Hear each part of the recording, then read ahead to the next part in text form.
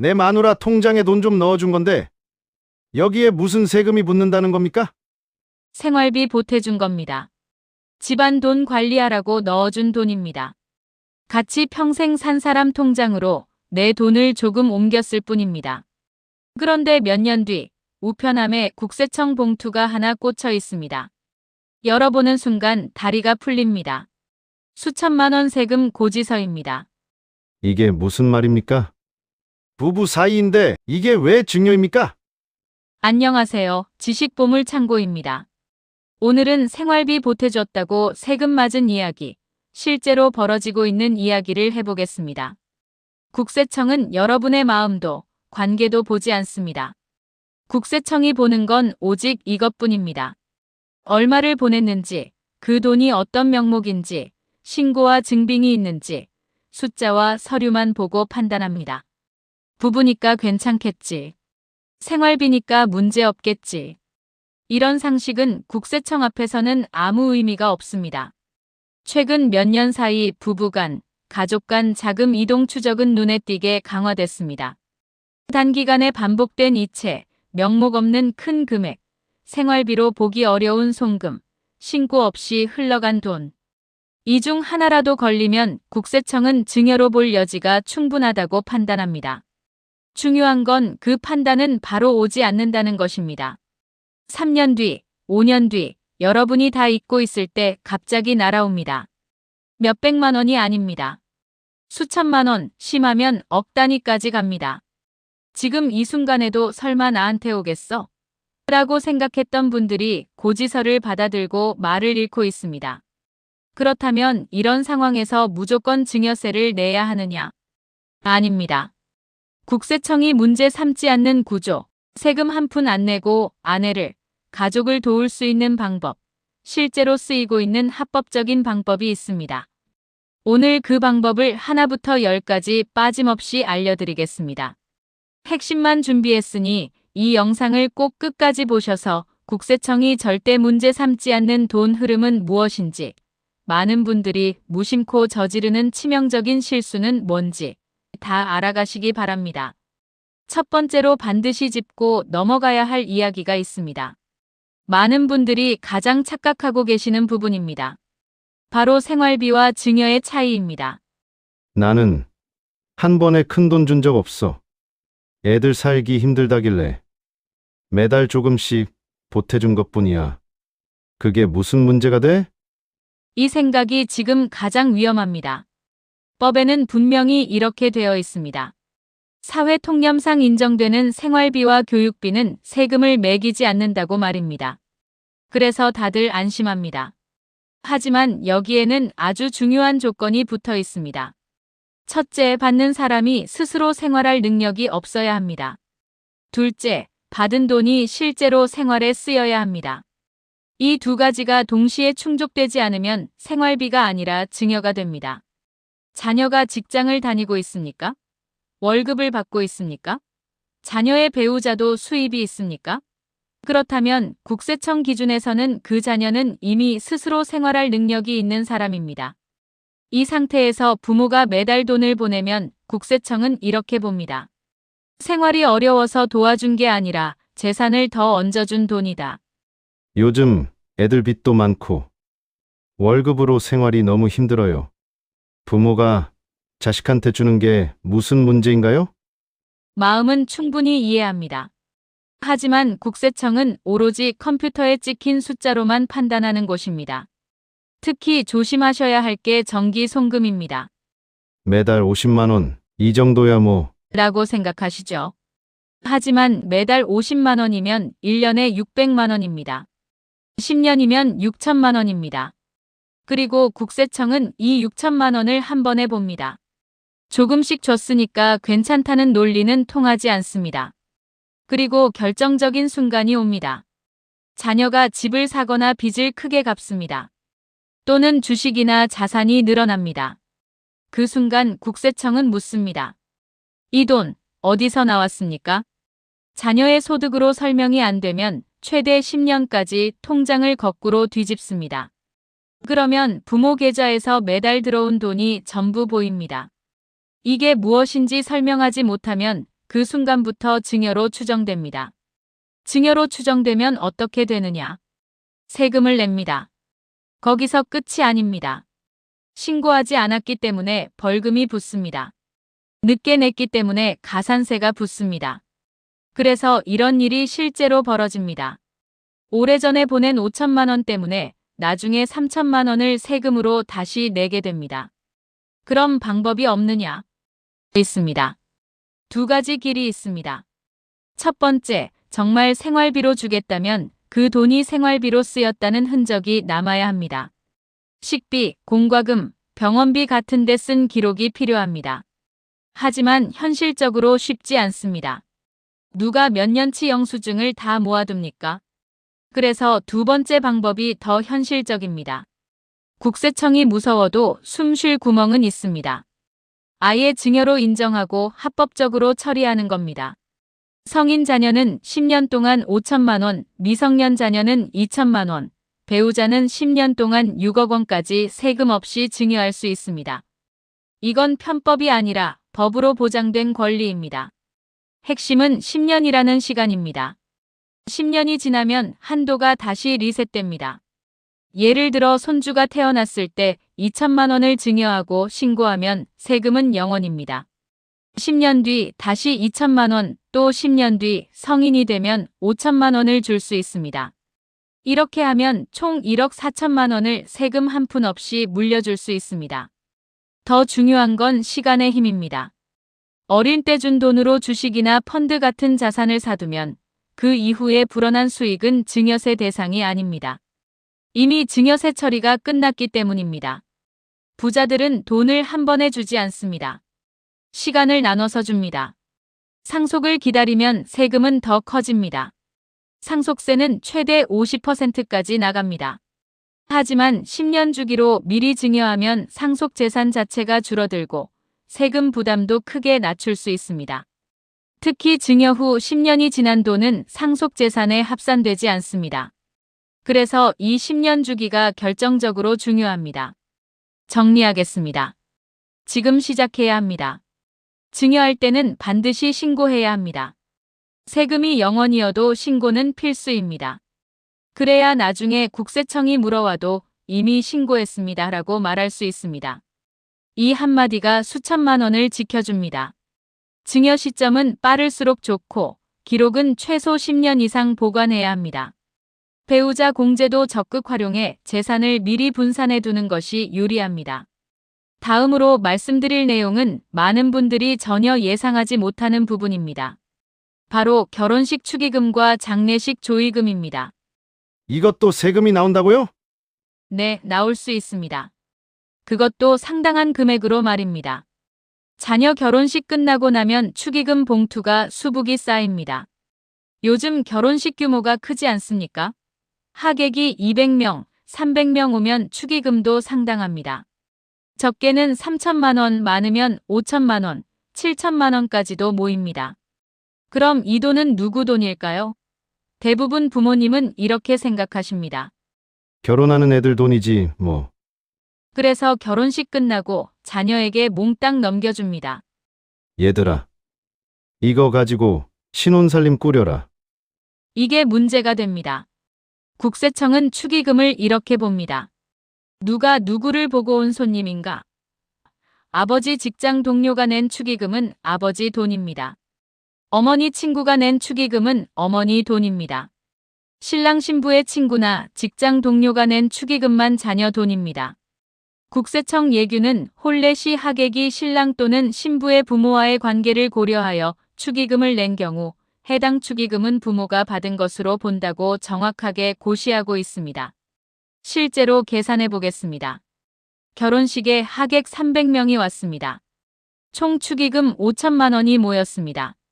이 중에서 부모님 손님이 200명, 자녀 손님이 100명이라고 가정하겠습니다. 비율로 따지면 부모님 손님이 약 67%입니다. 그럼 5천만 원 중 67%인 약 3,350만 원은 부모님 돈입니다. 나머지 1,650만 원만 자녀 돈입니다. 그런데 부모님이 5천만 원을 전부 자녀에게 줬다면 3,350만 원은 증여한 겁니다. 아니, 결혼 축의금인데 그것도 따져요? 네, 따집니다. 특히 자녀가 그 돈으로 집을 사거나 전세를 얻을 때 문제가 됩니다. 국세청이 자금 출처를 묻습니다. 결혼식 축의금으로 마련했습니다. 방명록 있습니까? 누가 얼마씩 냈는지 확인할 수 있습니까? 여기서 막힙니다. 대부분 방명록을 버리거나 있어도 누가 누구 손님인지 표시가 안 되어 있습니다. 그럼 국세청은 이렇게 판단합니다. 확인이 안 되니 전액 부모가 자녀에게 준 것으로 보겠습니다. 실제 수원지방법원 판례가 있습니다. 자녀가 결혼 후 1년 뒤에 아파트를 샀습니다. 계약금 5천만 원을 결혼식 축의금으로 마련했다고 주장했습니다. 국세청이 방명록을 요청했지만 이미 폐기한 상태였습니다. 법원은 축의금의 귀속 주체를 입증하지 못했으므로 부모로부터의 증여로 본다고 판결했습니다. 결국 증여세를 납부했습니다. 그럼 어떻게 해야 할까요? 첫째, 방명록을 반드시 보관해야 합니다. 결혼식 끝나고 힘들어도 방명록만큼은 버리면 안 됩니다. 그리고 가능하면 엑셀이나 스프레드시트로 정리해야 합니다. 누가 얼마를 냈는지, 그 사람이 누구 손님인지 명확하게 기록해야 합니다. 신랑 측 하객인지 신부 측 하객인지, 신랑 신부의 친구인지 부모님 지인인지 이렇게 정리해서 최소 5년 이상 보관해야 합니다. 둘째, 축의금을 나눌 때 비율을 계산해야 합니다. 부모님 손님이 낸 축의금은 부모님이 받으시고 자녀 손님이 낸 축의금만 자녀에게 주는 겁니다. 만약 부모님 몫까지 자녀에게 주고 싶으시다면 그건 증여입니다. 그럼 증여세 신고를 하는 겁니다. 걱정하지 않으셔도 됩니다. 5천만 원 이내면 세금은 없습니다. 셋째, 통장으로 받은 축의금은 흔적이 남습니다. 요즘은 축의금을 계좌이체로 받는 경우도 많습니다. 이 경우 누가 보냈는지 기록이 자동으로 남습니다. 이건 오히려 좋습니다. 나중에 입증하기 쉽기 때문입니다. 하지만 현금으로 받은 축의금은 흔적이 없습니다. 그래서 방명록이 유일한 증거입니다. 장례식 조의금도 마찬가지입니다. 조의금은 장례 비용으로 먼저 사용하고 남은 금액이 있으면 그것이 상속재산이 됩니다. 조의금 명부를 작성하고 보관해야 합니다. 장례 비용 영수증을 모두 챙겨야 합니다. 장례식장 비용, 식사 비용, 꽃 비용, 교통비 등 모든 지출 내역을 영수증이나 카드 매출점표로 받아야 합니다. 남은 조의금은 명확하게 정산해야 합니다. 이제 가장 중요한 부분으로 넘어가겠습니다. 바로 부부 사이의 돈 거래입니다. 내 마누라 통장에 돈 넣어주는데 무슨 세금이야? 부부는 한 몸인데 그것까지 따지면 말이 돼? 마음은 이해합니다. 하지만 세법은 부부를 별개의 납세 의무자로 봅니다. 그리고 여기에도 증여세가 적용됩니다. 다행히 부부 사이에는 공제 한도가 큽니다.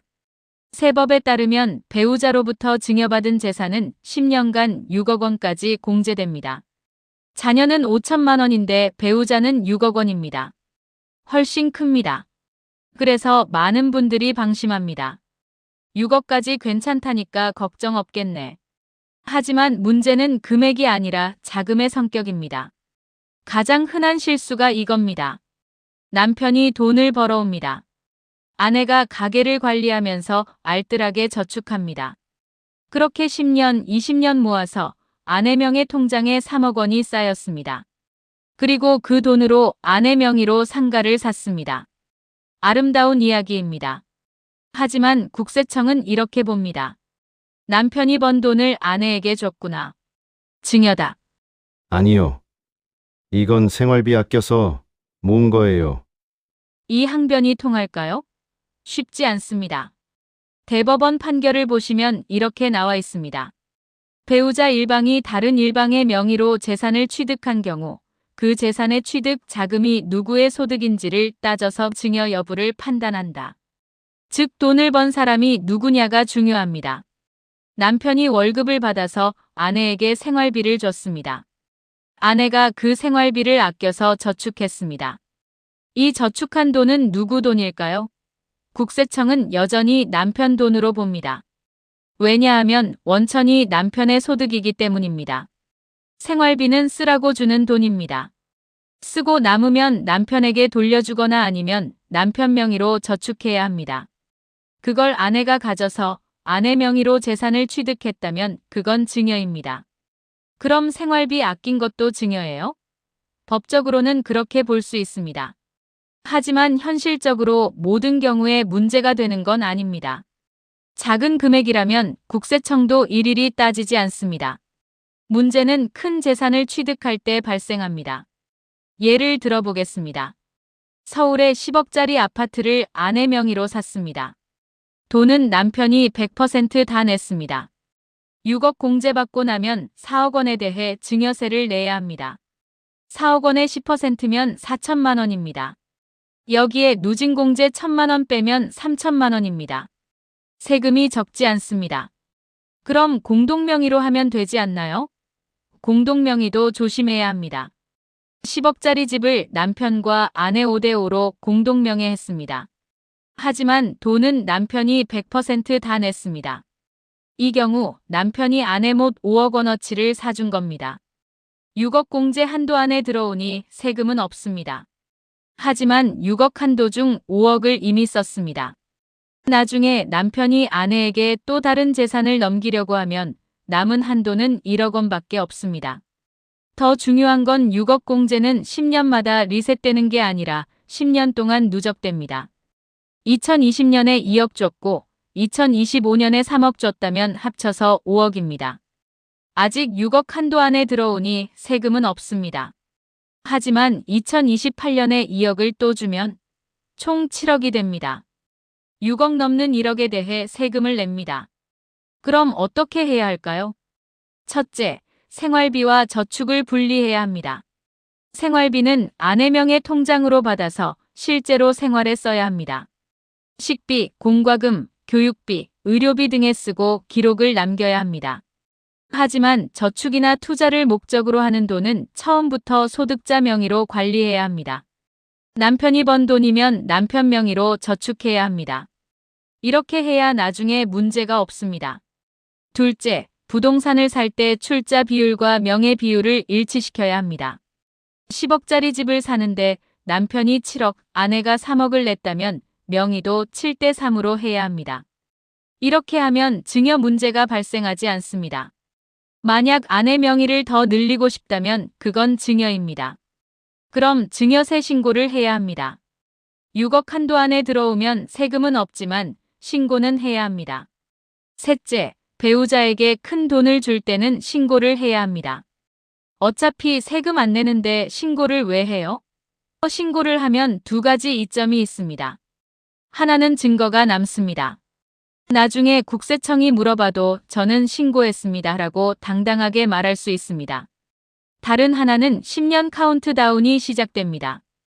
2025년에 3억을 주고 신고했다면 2035년부터는 다시 6억을 줄 수 있습니다. 하지만 신고를 안 하면 10년 기산점이 명확하지 않습니다.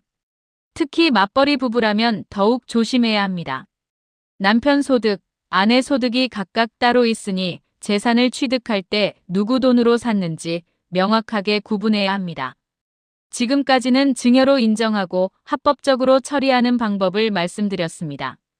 자녀는 10년 동안 5천만 원, 배우자는 10년 동안 6억 원입니다. 이 한도 안에서는 신고만 제대로 하면 전혀 문제가 없습니다. 신고하는 법에 대한 자세한 이야기는 뒷부분에 이어서 하겠습니다. 그런데 현실적으로 생각해 보겠습니다. 자녀에게 10년에 5천만 원만 줄 일이 과연 얼마나 될까요? 당장 결혼만 해도 이 돈으로는 택도 없습니다. 그래서 여기서 많은 분들이 이런 생각을 하십니다. 아들 결혼하는데 국세청이 이 정도는 봐주겠지. 자기들은 결혼 안 시켜봤나. 하지만 국세청의 시각은 완전히 다릅니다. 국세청은 원칙적으로 자식에게 준 돈은 전부 증여로 봅니다. 몇 년 뒤에 증여로 적발된 뒤 나중에 갚기로 한 돈입니다. 이렇게 말해도 전혀 소용이 없습니다. 이걸 바꾸려면 말이 아니라 증거가 필요합니다.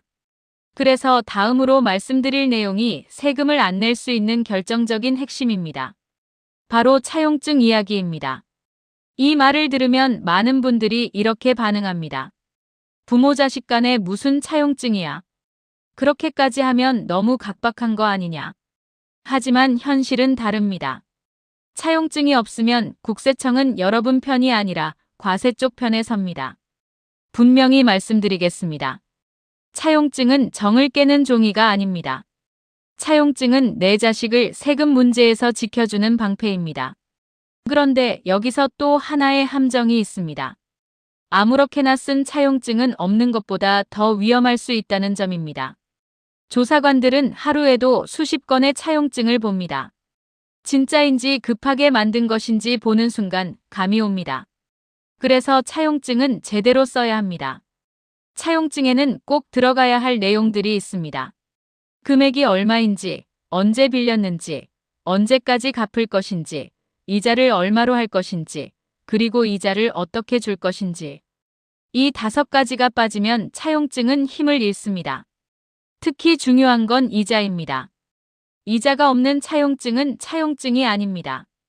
종이에 아무리 멋지게 써 있어도 이자를 주지 않으면 빌린 게 아니라 그냥 준 돈으로 보입니다. 그래서 이자율은 현실적인 수준으로 정해야 합니다. 너무 낮아도 안 되고 말도 안 되게 높아도 안 됩니다. 은행에서 빌렸다면 이 정도는 냈겠구나 싶은 수준, 그 정도면 충분합니다.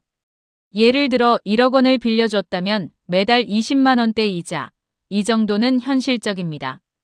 그리고 여기서 가장 중요한 포인트가 나옵니다. 이자는 반드시 통장으로 받아야 합니다. 차용증보다 더 중요한 게 바로 통장 기록입니다. 매달 같은 날, 같은 금액이 부모 통장으로 들어와야 합니다. 그리고 이체 메모에는 반드시 흔적을 남겨야 합니다. 차용금 이자, 대여금 이자. 이 한 줄이 나중에 엄청난 힘을 가집니다. 조사관이 통장을 보다가 매달 같은 날 같은 메모를 발견하면 의심할 이유가 사라집니다. 반대로 이런 경우는 바로 걸립니다. 차용증은 있는데 이자를 한 번도 안 받은 경우입니다. 이 순간부터 차용증은 방패가 아니라 의심의 증거가 됩니다. 서류는 만들어놨는데 실제로는 안 지켰구나, 이렇게 보이기 때문입니다. 다음으로 중요한 게 시간의 흔적입니다. 차용증을 썼다면 그날 바로 사진을 찍어야 합니다. 그리고 본인 이메일과 자녀 이메일로 보내야 합니다. 제목에는 날짜를 적어야 합니다. 차용증이 아니라 몇 년 몇 월 며칠 차용증 이렇게 말입니다. 이유는 간단합니다. 이메일에는 시간이 남습니다. 나중에 만들어 붙인 서류인지 그때 실제로 작성된 문서인지 한눈에 드러납니다. 이메일 한 통이 수년 뒤에 여러분을 살려줍니다. 또 하나 조심하셔야 할 게 상환 기한입니다. 상환 기한을 너무 멀리 잡으면 안 됩니다. 30년, 50년 이런 기한은 살아서 받을 생각이 없다는 뜻으로 보입니다. 즉 빌려준 게 아니라 사실상 준 돈처럼 보입니다. 상환 기한은 현실적으로 잡아야 합니다. 보통 몇 년 단위가 자연스럽습니다. 그리고 만약 그때 가서 갚기 어렵다면 그때 다시 연장하면 됩니다.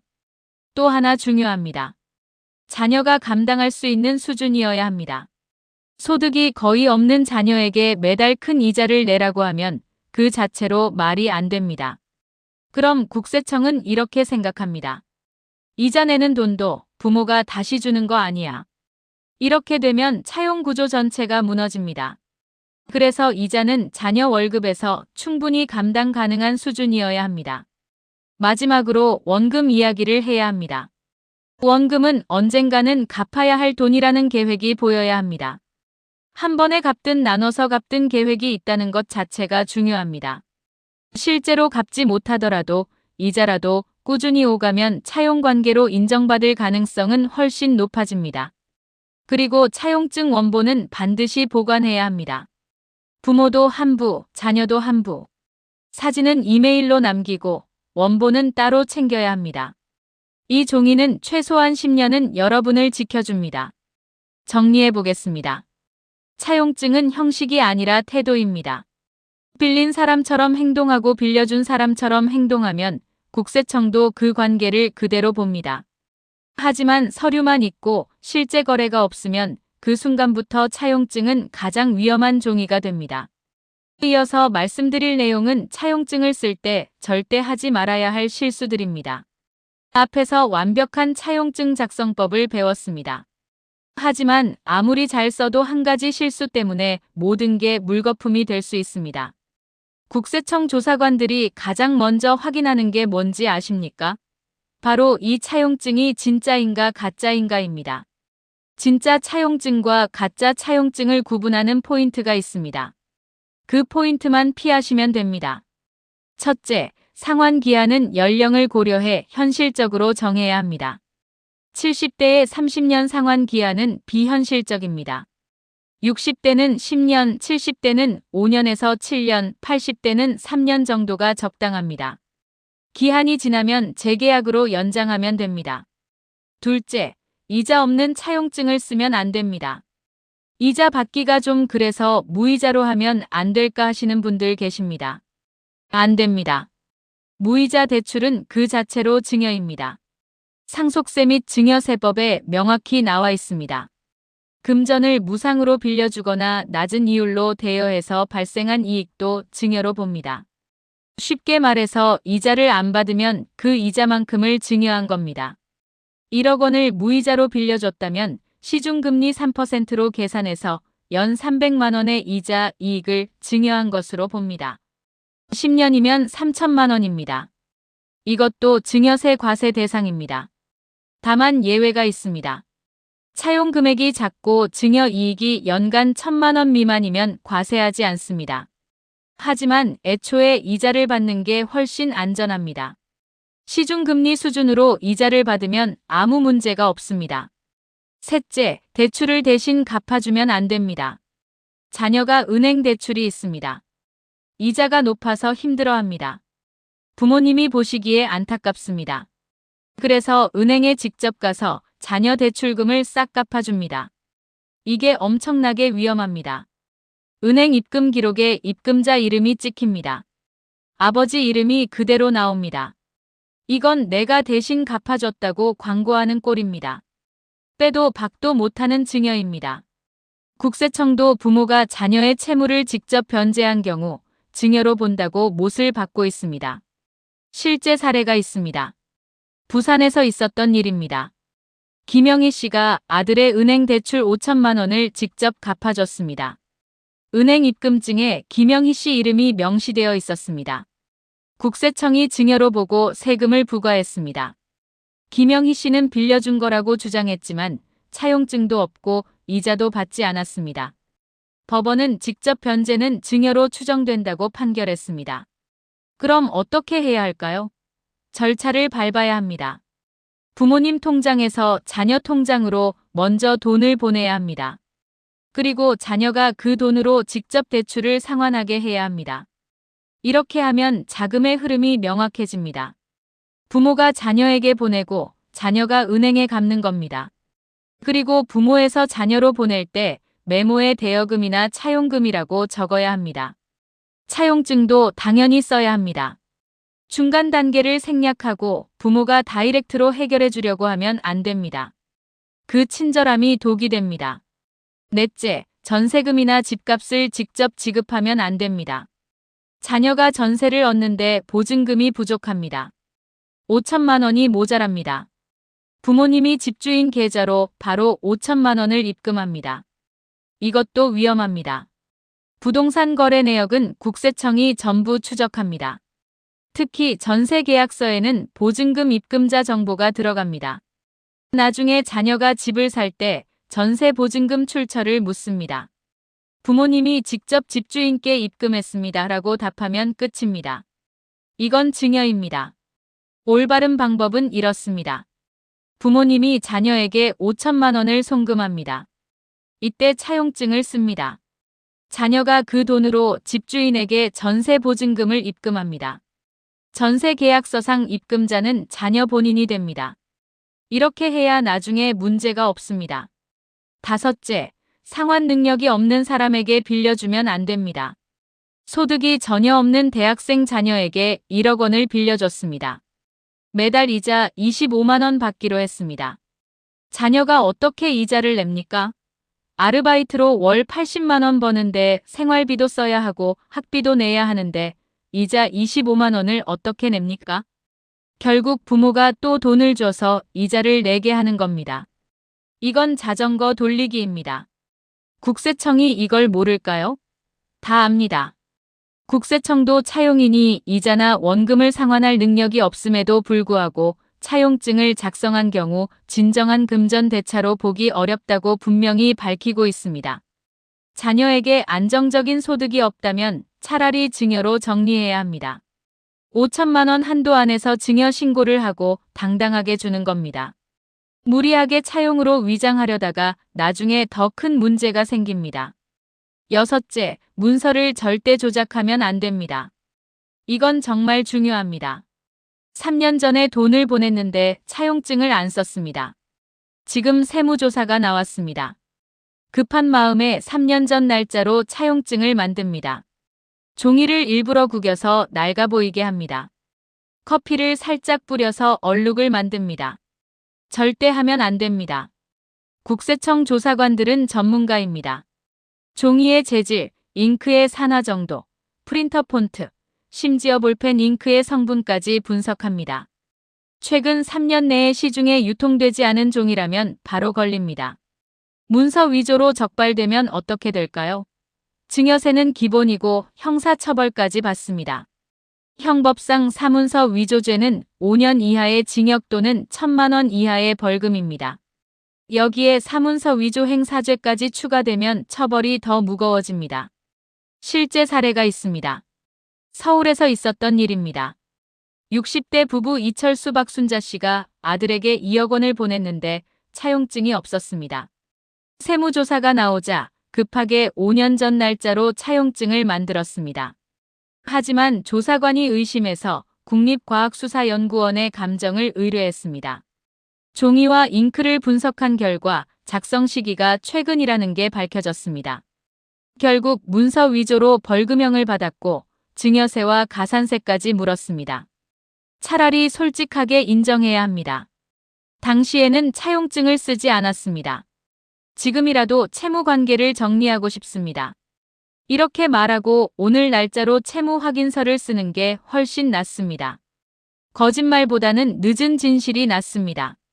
일곱째, 차용증만 쓰고 실제 이행을 안 하면 안 됩니다. 차용증은 완벽하게 썼습니다. 필수 요소 다 들어갔습니다. 이자율도 명시했습니다. 하지만 실제로는 이자를 한 번도 안 받았습니다. 이게 가장 흔한 실수입니다. 국세청은 종이보다 통장을 믿습니다. 대법원 판례에서도 명확합니다. 차용증이 있더라도 실제 이자, 지급이나 원금 상환이 이루어지지 않았다면 이는 형식적인 서류에 불과하며 진정한 금전 대차로 인정하기 어렵다고 못을 박았습니다. 차용증을 썼으면 반드시 이행해야 합니다. 매달 정해진 날짜에 이자를 받아야 합니다. 통장으로 받고 메모를 남겨야 합니다. 가능하면 원금도 조금씩 상환받아야 합니다. 이게 진짜 차용입니다. 여덟째, 여러 자녀에게 각각 다른 조건으로 빌려주면 안 됩니다. 큰아들에게는 1억 원을 이자 3%로 빌려줬습니다. 작은아들에게는 1억 원을 무이자로 빌려줬습니다. 이게 뭔가 이상하지 않습니까? 같은 부모가 같은 금액을 빌려주는데 조건이 왜 다릅니까? 국세청도 이렇게 봅니다. 큰아들 것은 진짜 차용이고 작은아들 것은 증여구나. 혹은 둘 다 가짜구나 이렇게 의심합니다. 여러 자녀에게 돈을 빌려줄 때는 조건을 통일해야 합니다. 금액이 다르더라도 이자율은 같게 해야 합니다. 그래야 일관성이 있고 신뢰도가 높아집니다. 지금까지 차용증을 쓸 때 절대 하지 말아야 할 실수들에 대해 말씀드렸습니다. 핵심을 다시 정리하겠습니다. 상환기한은 연령 고려해 현실적으로 정하고 무이자 차용증은 절대 쓰면 안 됩니다. 대출을 직접 갚아주거나 전세금을 직접 지급하는 것도 위험합니다. 상환 능력이 없는 사람에게 빌려주면 안 되고 문서를 조작하는 것은 형사처벌까지 받습니다. 차용증만 쓰고 실제로 이행하지 않으면 소용없고 여러 자녀에게 다른 조건을 적용하는 것도 의심받습니다. 이것만 피하시면 90%는 안전합니다. 하지만 여기서 가장 중요한 전제가 하나 있습니다. 아무리 자녀가 소중해도 여러분의 노후가 먼저입니다. 제가 정말 드리고 싶은 말씀은 이겁니다. 세금 아끼려다 내 노후가 비참해지면 안 됩니다. 자식 돕다가 내가 자식 신세를 지면 안 됩니다. 많은 어르신들이 똑같은 실수를 합니다. 재산을 미리미리 자녀에게 넘겨줍니다. 세금도 아끼고 자녀도 돕고 일석이조라고 생각합니다. 그런데 몇 년 뒤에 어떻게 됩니까? 본인이 아픕니다. 병원비가 필요합니다. 요양원비가 필요합니다. 생활비가 부족합니다. 그때 자녀에게 손을 벌립니다. 자녀는 어떻게 반응합니까? 잘하는 자녀는 돌봐줍니다. 하지만 못하는 자녀도 있습니다. 이미 받은 재산을 다 써버렸거나 형편이 어렵거나 혹은 그냥 마음이 없거나. 그럼 어떻게 됩니까? 평생 모은 재산 다 주고 말년에 쪼들리며 삽니다. 이게 현실입니다. 실제로 이런 경우가 한둘이 아닙니다. 경기도에 사시는 70대 박종철 씨가 계셨습니다. 아들이 사업한다고 해서 집을 팔아서 2억 원을 줬습니다. 세금도 아끼고 아들도 돕고 좋다고 생각하셨습니다. 본인은 전세로 들어가서 사셨습니다. 3년 뒤에 박종철 씨가 암 진단을 받으셨습니다. 수술비, 항암 치료비가 필요했습니다. 아들에게 연락했습니다. 아들 사업이 망했습니다. 돈이 없습니다. 박종철 씨는 전세 보증금을 빼서 치료비를 댔습니다. 그리고 월세로 이사 가셨습니다. 지금도 월세 살면서 기초생활수급자로 살고 계십니다. 2억 원을 아들에게 줬는데 정작 본인은 국가 지원을 받으며 삽니다. 이게 과연 옳은 일입니까? 또 다른 경우도 있습니다. 서울에 사시는 80대 김명숙 씨입니다. 딸이 셋 있습니다. 재산을 미리 딸들에게 나눠주셨습니다. 상속세 아끼려고요. 본인은 작은 집 하나만 남기고 다 주셨습니다. 몇 년 뒤에 김명숙 씨가 치매에 걸리셨습니다. 요양원에 가야 했습니다. 요양원비가 한 달에 300만 원입니다. 딸들에게 부탁했습니다. 큰딸은 시댁 눈치가 보인다며 못 낸다고 했습니다. 둘째 딸은 남편이 실직해서 형편이 어렵다고 했습니다. 셋째 딸은 자기만 왜 다 떠맡아야 하느냐고 화를 냈습니다. 결국 김명숙 씨는 집을 팔아서 요양원비를 내고 계십니다. 딸들에게 준 재산은 수억 원인데 정작 본인은 혼자 감당하고 계십니다. 이런 이야기가 남의 이야기 같습니까? 절대 아닙니다. 그래서 제 지론은 이겁니다. 끝까지 내 돈은 쥐고 있어야 합니다. 재산은 내가 살아있을 때 내가 관리해야 합니다. 필요하면 그때그때 자녀를 돕되 소유권까지 넘기면 안 됩니다. 구체적으로 어떻게 해야 할까요? 첫째, 내 노후 자금을 먼저 계산해야 합니다. 지금부터 얼마나 더 사실지 모릅니다. 통계청 자료를 보면 65세 남성의 기대 여명은 85세, 여성은 90세입니다. 하지만 이건 평균이고 더 건강하게 오래 사실 수도 있습니다. 90세, 100세까지 사신다고 가정하고 계산해야 합니다. 한 달 생활비가 얼마 필요합니까? 부부가 200만 원씩 쓴다고 치면 1년에 2,400만 원입니다. 20년이면 4억 8천만 원입니다. 여기에 병원비, 요양비, 예비비까지 더하면 최소 6억은 필요합니다. 지금 재산이 10억이라면 6억은 절대 건드리면 안 됩니다. 남은 4억 원으로 자녀를 도와야 합니다. 그것도 한 번에 다 주지 말고 조금씩 나눠서 주어야 합니다. 둘째, 주거 공간은 절대 포기하면 안 됩니다. 살던 집을 팔아서 자녀에게 주면 안 됩니다. 집은 단순한 재산이 아닙니다. 생활의 터전입니다. 안정감의 근원입니다. 집이 있으면 월세 걱정이 없습니다. 설령 돈이 다 떨어져도 살 곳은 있습니다. 하지만 집까지 팔아서 자녀에게 줬다가 나중에 월세 전전하게 되면 정신적으로 무너집니다. 자녀 집에 얹혀 삽니까? 그것도 쉽지 않습니다. 며느리, 사위 눈치 보면서 사는 게 얼마나 힘든지 아십니까? 차라리 내 집에서 혼자 사는 게 낫습니다. 집만큼은 끝까지 지켜야 합니다. 셋째, 증여는 여유 자금으로만 해야 합니다. 없어도 사는데 지장 없는 돈만 주어야 합니다. 예금이 3억 원 있는데 2억 원은 노후 자금으로 필요하다. 그럼 1억 원만 주어야 합니다. 그것도 한 번에 다 주지 말고 5천만 원씩 나눠서 주어야 합니다. 무리해서 주면 안 됩니다. 자녀가 집 산다고, 사업 자금 필요하다고 무리해서 주면 안 됩니다. 나중에 내가 아프면 그 돈이 필요합니다. 넷째, 효도 계약서를 쓰는 것도 방법입니다. 재산을 주면서 조건을 다는 겁니다. 증여 계약서에 이렇게 씁니다. 수증자, 그러니까 재산을 받는 자녀는 증여자, 그러니까 부모님에게 다음과 같이 이행한다. 매월 생활비 100만 원을 지급한다. 한 달에 한 번 이상 방문한다. 병원 진료 시 동행한다.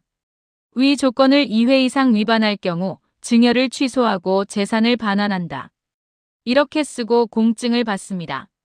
법적 효력이 있습니다. 민법 제556조를 보시면 부담부 증여라는 게 있습니다. 증여를 하되 수증자에게 일정한 부담을 지우는 겁니다. 수증자가 부담을 이행하지 않으면 증여를 취소할 수 있습니다. 이게 치사한 게 아닙니다. 서로를 지키는 안전장치입니다.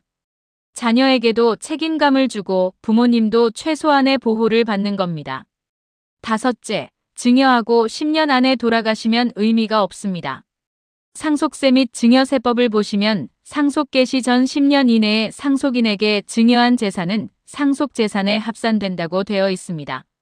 쉽게 말해서 돌아가시기 10년 전에 자녀에게 준 돈은 다시 상속재산에 포함됩니다.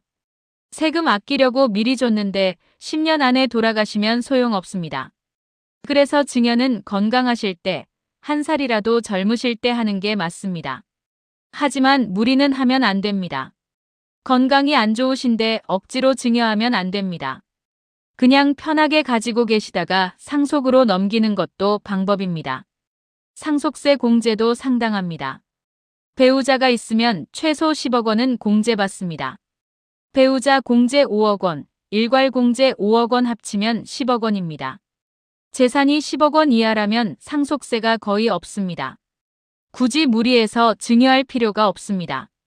여섯째, 자녀를 믿되 의심도 해야 합니다.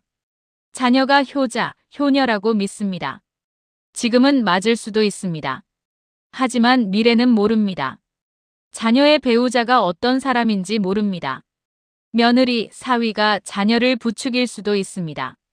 자녀가 경제적으로 어려워지면 마음이 변할 수도 있습니다. 사람은 변합니다.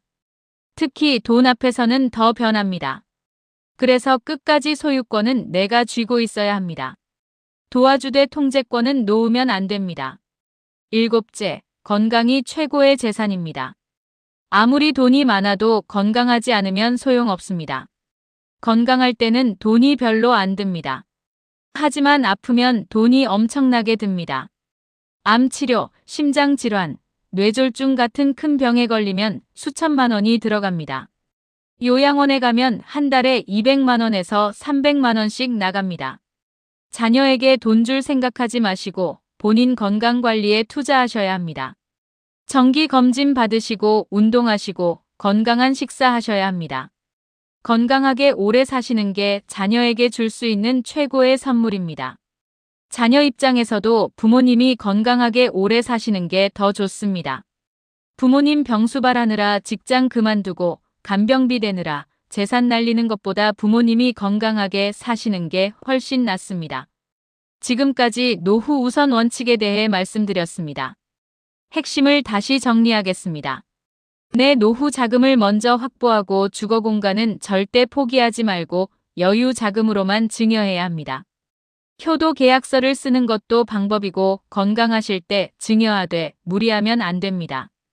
자녀를 믿되 통제권은 놓으면 안 되고 건강이 최고의 재산입니다. 세금 아끼는 것도 중요하지만 여러분의 노후가 더 중요합니다.